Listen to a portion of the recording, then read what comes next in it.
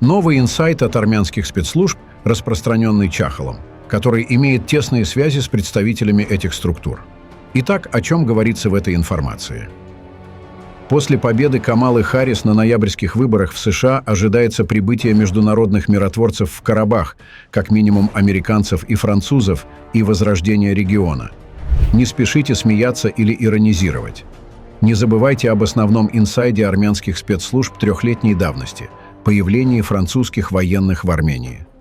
Отмечается, что Камала Харрис заставит Алиева возобновить сообщения через Кельбаджар и Лачин, что обеспечит арцахским армянам свободную связь с Арменией. Однако это будет в рамках автономии в составе Азербайджана, которая, по сути, не будет иметь никакого реального влияния. Давайте проведем анализ и оценку информации об инсайде от армянских спецслужб, опираясь на данные того же самого полевого оперативника, который ранее публиковал информацию на сербском языке и сообщал о планах ФСБ России в отношении переворота в Армении. Мы недавно опубликовали эти данные на нашем канале. К инсайду я отношусь с интересом. План выглядит знакомым и типичным для любимой тактики людей из одного пятиугольного здания за океаном. Они там умеют математически все просчитывать, анализировать и запускать процессы, если им, конечно, не мешают лоббисты, ангажированные политики или коллеги из конкурирующих фирм. Почему именно люди из того здания? Потому что тактика анаконды – их излюбленный метод – душить медленно, но верно, шаг за шагом. Как бы ты ни был силен, в некоторые схватки лучше не ввязываться, если не хватит сил на краткосрочный бой. Выбирается тактика, которая уже хорошо себя зарекомендовала в 70-е, 80-е и 90-е годы, когда в холодной войне такая же тактика анаконды принесла окончательный результат. С февраля 2022 года тактика анаконды снова отлично работает, оказывая давление на уязвимые места России после начала так называемой СВО. Вспомним весь путь от поставок просто касок и котелков до F-16 и тактических ракет в наши дни. Планы – это хорошо, как на шахматной доске. Однако для удачного завершения партии необходимы определенные условия и стартовые позиции. Во-первых, Камала Харрис – это не Байден. Хотя у нее нет большого опыта, но она ангажирована, молода и энергична. Она не в том возрасте и состоянии, чтобы пускать все на самотек. Ее семья не оказалась втянута в коррупционные скандалы и не связана с финансово-лоббистскими группировками в Вашингтоне, что дает ей неплохие стартовые позиции. У нее появились амбиции и возможность сыграть свою партию. У них с Макроном может получиться хороший тандем по одной причине. Макрон, хотя и уходящий политик, так как это его последний срок, тоже амбициозен и намерен продолжить свою партию в наднациональном, глобальном европейском политическом поле. К тому же его стартовая позиция во Франции на более глобальной роли в ЕС особенно сильна, учитывая, что Франция экономически мало зависит от российских энергоносителей и не имела таких тесных связей с Москвой, как Берлин. Это дает не только больше пространства для маневра в борьбе с Россией, но и возможность претендовать на свою роль в южном подбрюшье России. В данный момент самая активная игра идет на Западном фронте против Путина, то есть на украинском направлении. Успешно проведена операция на северо-западе Европы, где благодаря ошибкам Москвы появились два новых члена НАТО, которые закрыли все северо-западные маршруты и коммуникации через территории и морские пути Швеции и Финляндии. Однако задушить противника только с одной стороны не всегда является удачной идеей. Звери всегда опасаются нападения с двух или более сторон. Это то, что всегда беспокоило профессиональных военных, которых часто игнорировали шизофренические и ментально нездоровые политики, как, например, один больной карлик в Кремле. Поэтому для окончательного краха путинского режима Западу необходим заход в мягкое подбрюшье России, Закавказье, чтобы заблокировать последние обходные пути спасения российской экономики, кроме китайского.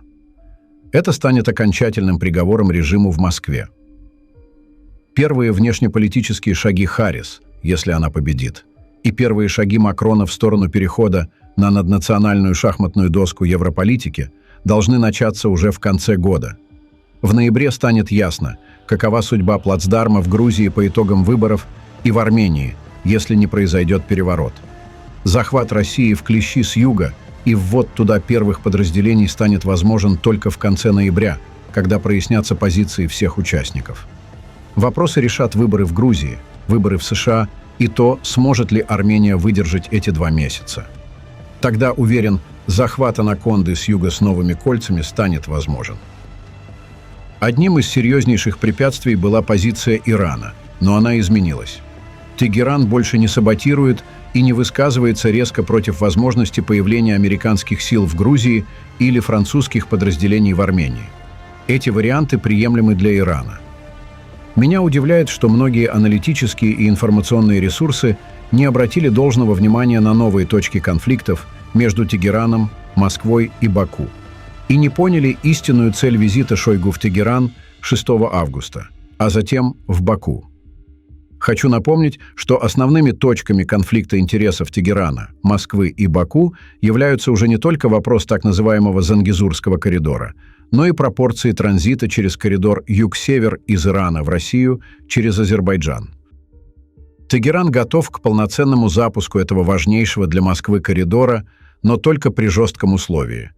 50% транзита должны проходить через морские порты прямо из Ирана в Россию по Каспию.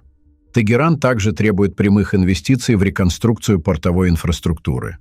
Это противоречит планам Москвы и Баку, которые не только стремятся к полному контролю над так называемым Зангезурским коридором, но и не хотят допускать обходных или диверсифицированных маршрутов транзита из Ирана.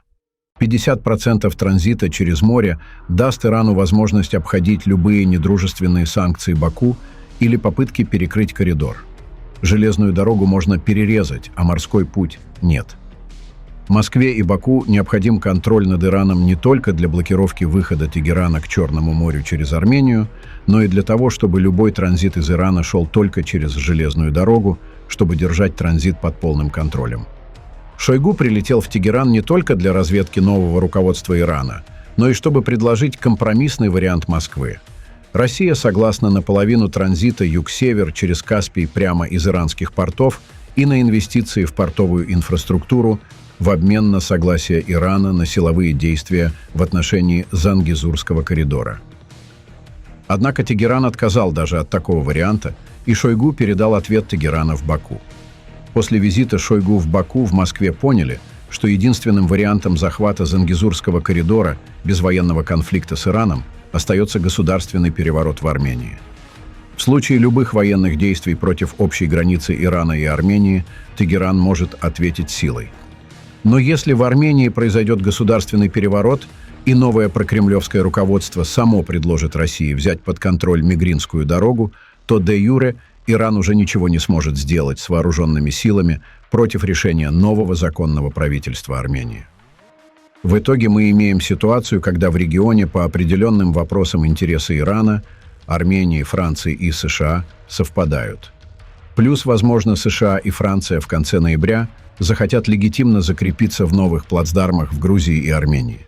Все теперь зависит от итогов выборов в США и Грузии. Москва сделала шаг на днях для оказания поддержки нынешнему режиму Иванишвили в Тбилиси, предложив новый мирный план по решению абхазского конфликта в виде конфедерации Грузии и Абхазии под военным протекторатом России над Абхазией. Не знаю, насколько должно упасть нынешнее правительство в Тбилиси, чтобы они приняли такую ловушку от Москвы. К тому же сама Абхазия – это не покорная Южная Осетия, а, напротив, очень непредсказуемая и потенциальная зона вооруженного сопротивления, если из Москвы последует очередная глупость. Второе. После возможного создания плацдармов в ноябре тандем Харрис-Макрон должен будет искать серьезные ошибки, просчеты или действия со стороны Баку, чтобы вновь разжечь потухший конфликт в Карабахе и создать условия и причины для возможных миротворческих операций. Какими будут эти ошибки, покажет время. Возможно, это будет согласие Алиева на газовую рокировку с Москвой или какая-то провокация на юго-восточных границах Армении или севера Ирана, которая станет поводом для ввода миротворцев. Посмотрим. Сам режим в Баку, естественно, трогать пока не будут, поскольку за ним стоит Лондон, но линия соприкосновения – это не Баку. Алиев ожидает победы Трампа и возвращения семьи Кушнеров в Белый дом, что обеспечит крышу для агрессии против Армении в 2025 году. Однако его торопит Путин, и у него есть перед ним обязательства. Кроме того, впереди КОП-29, и самым лучшим и естественным решением для Баку и Москвы снова будет переворот в Армении и в качестве подарка передача Мигринской дороги от новых властей. Посмотрим. Пока столько по поводу инсайда Чахала и возможных путей реализации сценариев и планов оттуда. Пишите ваше мнение в комментариях и подписывайтесь на наш канал, чтобы не пропустить самые важные новости региона и мира.